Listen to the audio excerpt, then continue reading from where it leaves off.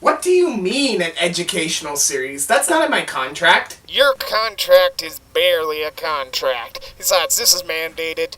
You like classical plays, so find a way to explain them beginning to end in a fun manner. Okay, well, which one's first? Hamlet? Hamlet?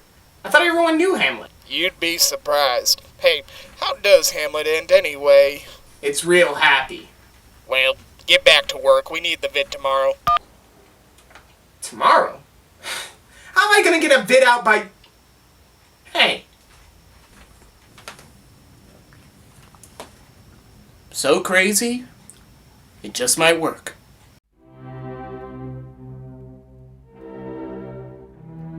So one night in the fictional town of Elsinore in the real country of Denmark, 3 guards outside Castle Elsinore are trying to tell this guy Horatio that they have been seeing a ghost outside the castle for the last 2 nights. They also suspect that it might be the ghost of the recently dead king. Horatio is skeptical, but then they see the apparition. Ooh! They all start freaking out, and they see the old king's armor on the ghost and talk about how he conquered a ton of land from the young prince of Norway, Fortinbras. Horatio is all like, maybe I should go tell my friend Prince Hamlet about the ghost because it kinda looks like his dad. And then the old guard says, there's something rotten in the state of Denmark. Remember that quote. We then go to Castle Elsinore where the new king, brother of the old king, Claudius, is giving a speech about his marriage to the Queen Gertrude, who was married to the last king, but more on that later. Claudius says he mourns his brother's death, but everyone should be happy because of marriage. He also talks about how Fortinbras sent him a letter demanding his land back, so he sends his own letter for Fortinbras' uncle, but again, more on that later. Claudius then talks to Laertes, the son of his good buddy Polonius, who's like, hey, I'm gonna go back to France, and Claudius and Polonius are all like, okay. Then finally, we meet Prince Hamlet. His mom and stepdad are confused because he's still sad. Claudius tries to tell Hamlet, hey, dad's died, it happens, it's okay to mourn, but if you mourn for too long, it becomes inappropriate. So think of me as your dad now, it'll be great. They convince Hamlet to not go back to college so they can all be together and have celebrations. When everyone leaves, Hamlet laments alone a bit about his sadness from losing daddy. Elsewhere, Laertes is saying bye to his sister Ophelia, Hamlet's sort of girlfriend. Laertes says that she shouldn't be so in love with an older dude who might be running a country in the future. Polonius, being our designated idiot,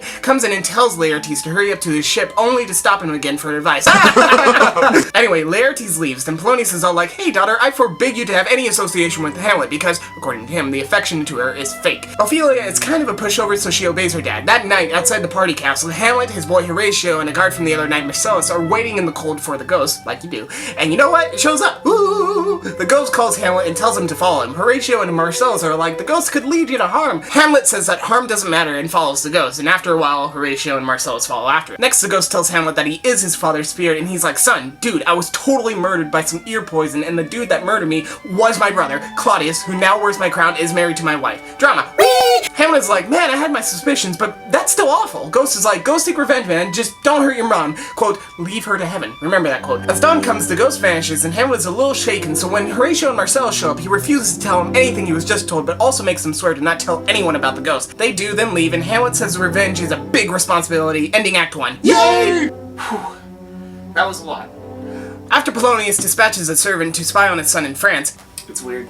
Ophelia comes in and says Hamlet held her and sighed deeply without a word and also stared at her when leaving the room slowly. Yeah. Our hilarious idiot Polonius is like, oh hey, that's not weird, he's just madly in love with you. I should go tell King Claudius. In the castle, Claudius and Gertrude bring in 2 of Hamlet's friends from college, Rosencrantz and Guildenstern. They're like, hey, betray Hamlet's trust and spy on him and find out why he's acting so weird, because that's the thing about Act 2, Hamlet's been acting crazy lately before the act. Polonius and the ambassadors come to Claudius with news that Fortinbras claims that he only wants passage through Denmark to attack the Poles, and not the Danes who stole his land, because you know, that doesn't sound suspicious. Claudius says he'll take care of it later, and the ambassadors leave. Polonius says, look, Hamlet's acting weird because he's crazy about my daughter, so we'll use her to spy on Hamlet. Claudius thinks it sounds good, and Polonius goes to talk to Hamlet while the couple leaves. During the convo, Hamlet calls Polonius a fishmonger, which goes over his head, and says and does other crazy stuff, leading to Polonius to say, though this be madness, there be method in it. Remember that quote. Polonius leaves, Rosencrantz and Guildenstern enter. At first, Hamlet's like, hey bros, but then he's like, hey, why do you guys want to see me? RNG lie very badly, and Hamlet gets it out of them that they are spying. Hamlet's then like, you know what, stay for the show I'm putting together, and FYI, I'm only pretending to be insane, and that's all of Act 2. Act 3 opens with Claudius and Gertrude being unable to piece together why Hamlet's so sad/insane.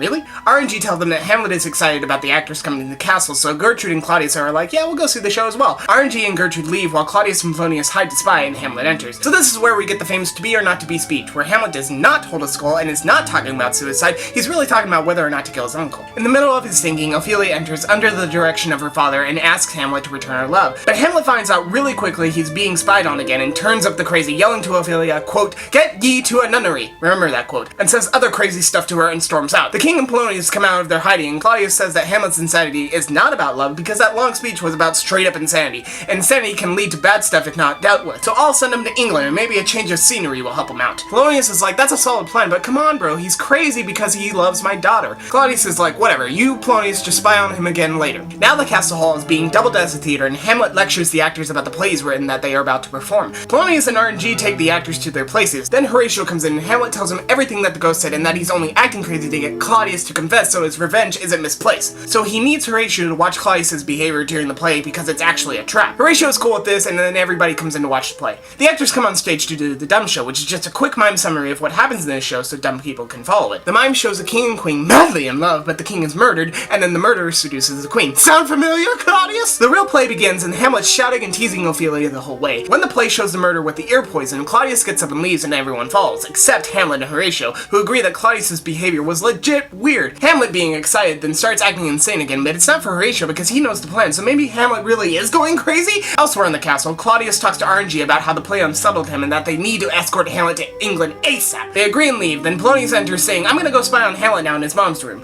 then exits.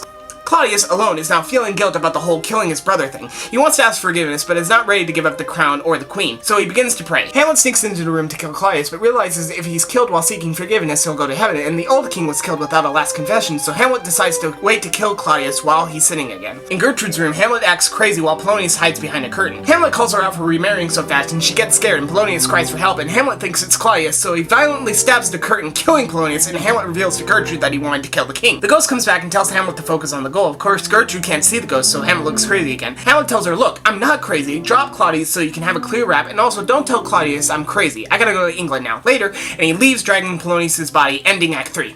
Whew. Hang on one second, I'm gonna catch my breath.